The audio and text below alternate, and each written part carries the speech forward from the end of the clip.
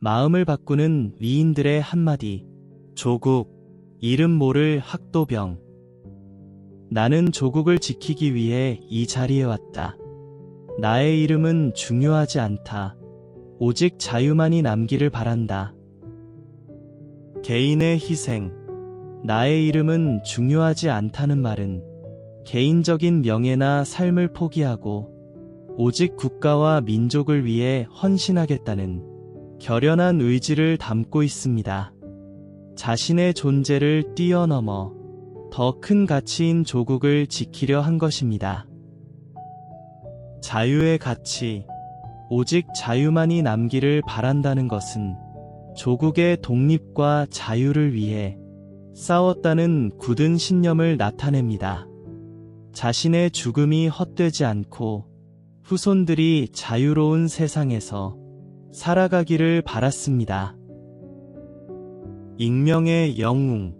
이름을 드러내지 않는 익명의 희생을 통해 전장의 수많은 학도병과 무명 용사들의 정신을 대변하고 있습니다.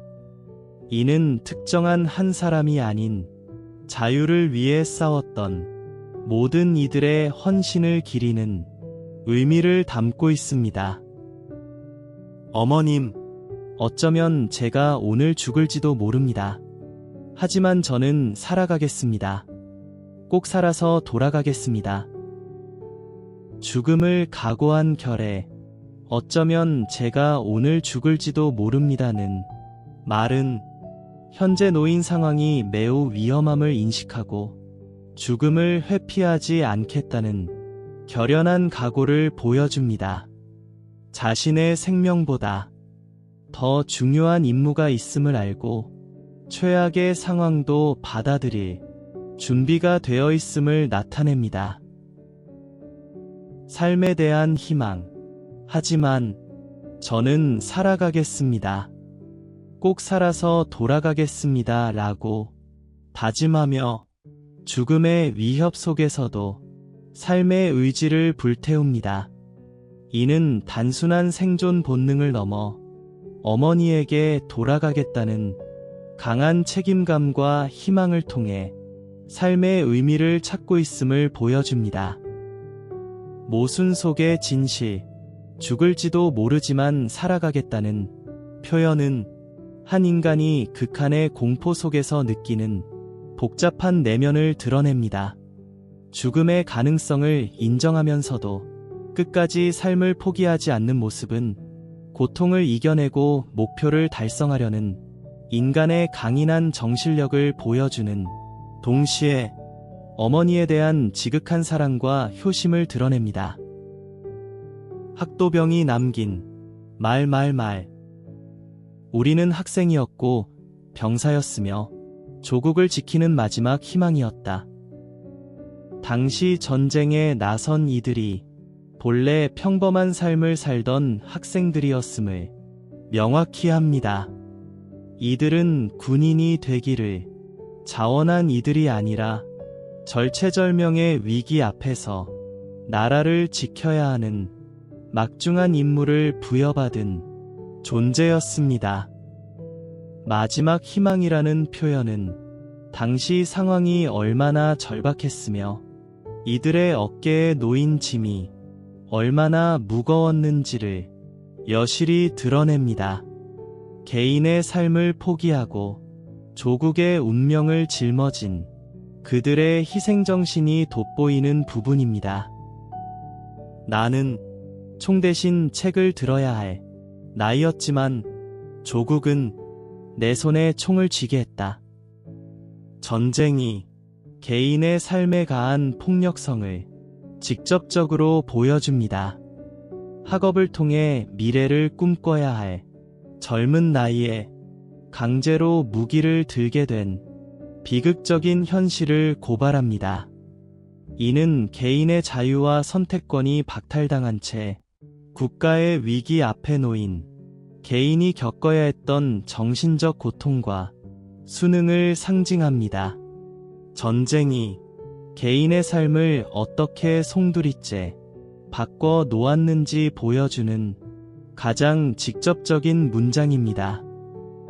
아무리 적이지만 그들도 사람이라 생각하니 더욱이 같은 언어와 같은 피를 나눈 동족이라고 생각하니 가슴이 답답하고 무겁습니다. 전쟁의 가장 비극적인 면모, 즉 동족 상잔의 고통과 인간적인 번민을 담고 있습니다. 적군이라 할지라도 그들 또한 같은 인간이라는 보편적인 인류애를 느끼고 있으며 나이가 같은 민족끼리 서로에게 총부리를 겨눠야 하는 현실에 대한 깊은 슬픔과 회한을 표현합니다. 이는 단순한 적개심을 넘어선 인간적인 고뇌와 도덕적 갈등을 보여주며 전쟁의 무의미함과 비극성을 더욱 부각합니다. 총을 쏘는 법도 모르고 나갔지만 나라가 망하는 것을 볼 수는 없었다. 군사 훈련조차 제대로 받지 못한 채 전장에 뛰어들어야 했던 당시의 급박한 상황을 보여줍니다. 동시에 나라가 망하는 것을 볼 수는 없었다는 결연한 의지는 애국심과 희생정신의 발로입니다. 자신의 안위보다는 조국의 존망을 더 중요하게 여겼던 당시 참전 용사들의 숭고한 정신을 엿볼 수 있습니다. 미숙하고 두려웠지만 조국을 지키고자 하는 마음 하나로 모든 것을 감내했던 이들의 굳건한 의지를 강조합니다. 학도병, 펜 대신 총을 든 청춘의 희생. 학도병은 전쟁과 같은 국가적 위기 상황에서 정규 군인이 아닌 학생의 신분으로 학업을 중단하고 전투에 참여한 이들을 지칭합니다.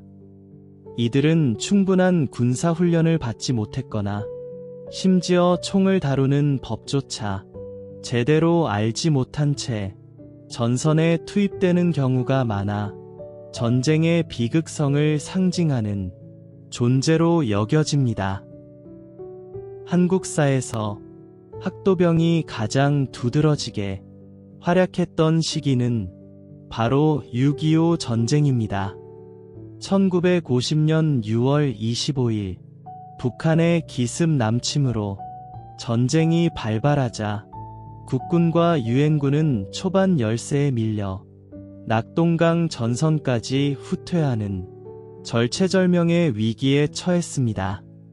이때 조국을 지키겠다는 일념 하나로 수많은 학생들이 자발적으로 또는 징집에 의해 전선으로 향했습니다. 이들은 당시 총 대신 책을 들어야 할 어린 나이였음에도 불구하고 교복 위에 군복을 걸치고 전장의 최전선에 섰습니다.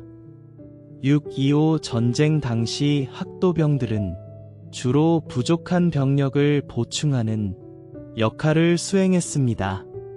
정규군이 후퇴하거나 전력이 약화된 지역에 투입되어 방어선을 지키거나 보급로를 확보하는 등 다양한 임무를 수행했습니다.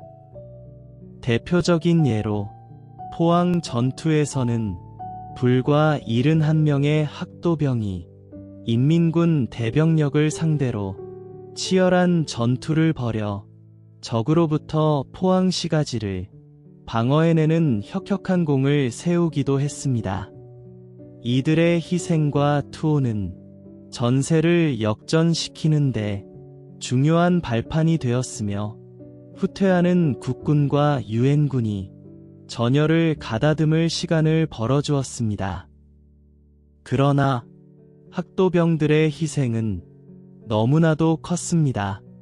제대로 된 무기와 훈련 없이 최전선에 투입되었기 때문에 엄청난 사상자가 발생했으며 살아남은 이들 역시 전쟁의 참혹한 기억과 정신적 트라우마를 안고 살아가야 했습니다.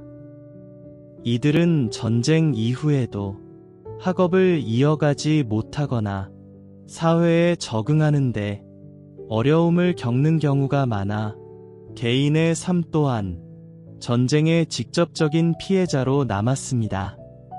학도병은 조국을 위한 숭고한 희생을 상징함과 동시에 전쟁이 얼마나 무고한 청춘의 삶을 파괴하는지 보여주는 비극적인 증거이기도 합니다.